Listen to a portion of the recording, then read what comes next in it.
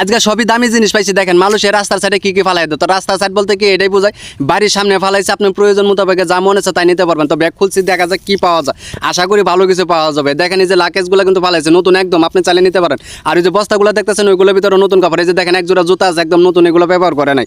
তো আরও কি ভাই আপনাদেরকে আমি দেখাই। তো আমার জুতা প্রয়োজন নেই, তো আমার জুতা নিবো না। আর এগুলা কিন্তু মালয়েশিয়া এবং বাড়ির সামনে ফালাইছে, আপনি চাইলে নিতে পারেন, এখানে কোনো নিষেধাজ্ঞা নাই। তবে বাড়ির সামনে আপনি যা প্রয়োজন আপনার যেগুলো এগুলো আপনি নিতে পারেন। এই যে আমার ক্লিপগুলো পছন্দ হয়েছে, তো আমি ক্লিপগুলো নিতেছি। তো এখান থেকে আপনি যা প্রয়োজন তাই নিতে পারবেন। তো ক্লিপগুলো আমার কাপড় শুকানোর জন্য প্রয়োজন খুবই, মানে এই জন্য আমি ক্লিপগুলো নিলাম। তো আরও কি পাই সেটাও আপনারা অপেক্ষা করেন, আমি আপনাদেরকে দেখাই। যে টুপলাগুলো দেখতেছেন এটির ভিতরে কিন্তু সবই নতুন কাপড়।